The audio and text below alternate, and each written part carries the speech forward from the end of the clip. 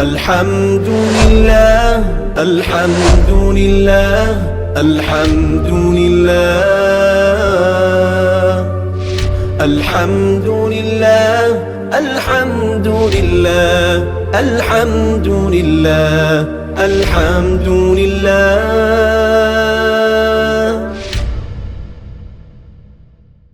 بسم اللہ الرحمن الرحیم. علم الصیغہ کا 10واں باب ہے افادات نافعہ. سبق نمبر 1 میں خوش آمدید.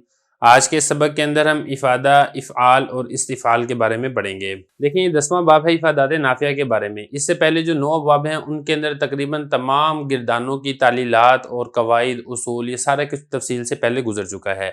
اس باب کے اندر جو ان کے استاد صاحب تھے سید محمد صاحب بریلوی رحمۃ اللہ علیہ، ان کے حوالے سے حضرت نے کچھ افادات یعنی فائدہ مند چیزیں ذکر کی ہیں جو کہ علم صرف کے اعتبار سے بہت فائدہ مند اور مفید ہیں. دیکھ لیں کیا فرما رہے ہیں. یہ جو باب ہے افادات نافعہ، اس کے اندر کل 7 افادات یعنی کل 7 فائدے ذکر کیے جائیں گے جس سے جو شذوذ ہیں صرف سے متعلقہ ان شذوذ کو دور کیا گیا ہے. فرما رہے ہیں کہ جو میرے استاد جی تھے سید محمد صاحب بریلوی رحمۃ اللہ علیہ، اللہ تعالیٰ ان کی درجات کو جنت میں بلند کرے، ان کا ذہن بڑا روشن تھا اور علم صرف کے اندر ان کا ایک خاص شغف تھا، ان کو ایک خاص لگاؤ تھا علم صرف کے اندر. اکثر شواذ صرفیہ، شواذ یہ جمع ہے شاذ کی، شاذ کہتے ہیں خلاف قاعدہ، خلاف قانون کو. اس طریقے کی کچھ مثالیں ملتی ہیں علم صرف کے اندر جو کہ خلاف قانون اور خلاف قاعدہ اور خلاف کلیہ اور خلاف اصول ہوتی ہیں. تو حضرت قاعدے کی تقریر اس طریقے سے فرمایا کرتے تھے کہ جو شاذ ہوتا تھا وہ بالکل رفع ہو جاتا تھا اور اس کو شاذ کہنے کی نوبت نہیں آتی تھی. یہ فرماتے ہیں کہ جو شواذ صرفیہ تھے ان کا جو شذوذ، یہ شاذ کی ایک جمع شواذ آتی ہے اور اسی طریقے سے ایک جمع اس کی شذوذ آتی ہے، بات ایک ہی ہے.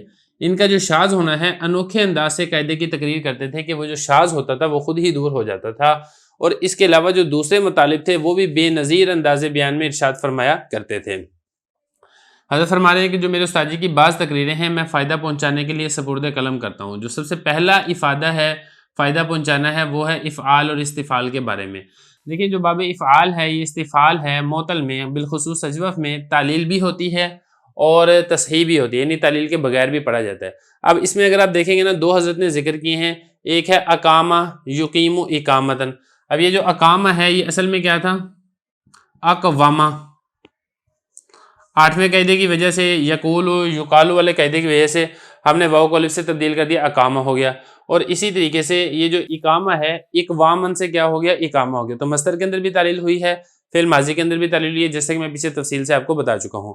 اسی طریقے سے باب استفعال میں آ جائیں، استقامہ استقامتن. اب یہ جو استقامہ ہے یہ کیا تھا؟ استقامہ استقوامہ تھا. استقوامہ سے کیا ہو گیا؟ استقامہ ہو گیا، وہی 8ویں والے قاعدے کی وجہ سے.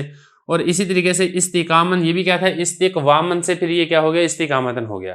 تو یہاں پر دیکھیں ان کے اندر تعلیل کی جا رہی ہے، باب افعال کے اندر بھی اور باب استفعال کے اندر بھی. لیکن اگر آپ دوسرے دیکھیں گے ایسی مثالیں بھی ملتی ہیں جن کے اندر تعلیل نہیں ہوئی ہے، جیسے ارواح ارواحن، استصواب استصوابن. اب ارواح افعال کے وزن پر ہے، باب افعال ہے، تو فعل ماضی میں بھی تعلیل نہیں ہوئی ہے. اسی طریقے سے جو مصدر ہے ارواحن، مصدر بھی افعال کے وزن پر ہے، مصدر میں بھی تعلیل نہیں ہوئی ہے. اسی طرح جو باب استفعال ہے، استصوابا، فعل ماضی میں بھی تعلیل نہیں ہوئی ہے، مصدر استصوابن اس کے اندر بھی تعلیل نہیں ہے. تو اس کو صحیح طریقے سے پڑھا گیا ہے. تو خلاصہ کہنا کہ یہ ہے کہ معطل کے اندر یہ دونوں باب افعال بھی اور باب استفعال بھی یہ تعلیل کے ساتھ بھی آتے ہیں، جیسا کہ 2 مثالیں گزر گئی ہے، اقامہ اور استقامہ. اور اسی طریقے سے یہ تعلیل کے بغیر تصحیح کے ساتھ بھی آتے ہیں، لیکن اکثر و بیشتر یہ تصحیح کے ساتھ آتے ہیں. یہ فرما رہے ہیں کہ جو تصحیح ہے وہ بکثرت ہوتی ہے. جو علماء صرفیین ہیں وہ کیا کرتے ہیں؟ وہ یہ کہتے ہیں کہ قاعدہ تو بیان کر دیتے ہیں کہ بھی 8ویں والا قاعدہ ہے اور یہ اس طریقے سے جاری کیا جائے گا اور اس طریقے سے تعلیل کی جائے گی. لیکن جہاں پر قاعدہ جاری نہیں ہوتا ہے اس کے بارے میں جو علماء صرفیین ہیں وہ یہ کہہ دیتے ہیں کہ یہ شاذ ہے. جیسا کہ اب یہ والی مثال ہے، یہ نا ارواح ارواحن کہہ دیتے ہیں یہ شاذ ہے، استصواب استتصوابن یہ بھی کہہ دیتے ہیں شاذ ہے. تو یہ فرما رہے ہیں حضرت کہ چونکہ جو صرفی حضرات ہیں ان کو قاعدے کو پورے طریقے سے بیان نہیں کر سکے، اس لیے انہوں نے تمام الفاظ کثیرہ کو شاذ قرار دے دیا. حالانکہ اصول یہ ہوتا ہے کہ جو شاذ ہے وہ اوکا دوکا لفظ ہوتے ہیں. قلیل الفاظ اس کو تو آپ شاذ کہہ سکتے ہیں، لیکن جو کثیر الفاظ ہیں ان کو آپ شاذ نہیں کہہ سکتے ہیں. لیکن حضرت فرما رہے ہیں کہ جو میرے استاد جی تھے انہوں نے اس قاعدے کی تقریر اس طریقے سے کی ہے کہ یہ دونوں طریقے بالکل قاعدے کے مطابق ہیں. یعنی جہاں پر تعلیل ہو رہی ہے وہ بھی قاعدے کے مطابق ہے، اور جہاں پر تعلیل نہیں ہو رہی ہے اس کو آپ صحیح طریقے سے پڑھ رہے ہیں وہ بھی قاعدے کے مطابق ہے. یہ کیسے تقریر کی ہے اس کو سمجھنے کے لیے نا پہلے آپ مثالیں دیکھ لیں. دیکھیں ایک مثال ہے کہ جو مصدر آ رہا ہے نا باب افعال کا، وہ افعال ان کے وزن پر آ رہا ہے. اور ایک یہ ہے کہ باب افعال کا جو مصدر ہے وہ آ رہا ہے افعالتن کے وزن پر، اور اسی طریقے سے جو باب استفعال ہے اس کا ایک مصدر آ رہا ہے استفعال کے وزن پر، اور ایک اس کا مصدر آ رہا ہے استفعالۃ کے وزن پر۔ خلاصہ کہنے کا یہ ہے کہ معطل کے اندر باب افعال دو وزنوں کے اوپر آئے گا، افعال کے وزن پر بھی اور افعالۃ کے وزن پر بھی، اور باب استفعال یہ بھی دو وزن کے اوپر آئے گا، استفعال کے وزن پر بھی اور استفعالۃ کے وزن پر بھی۔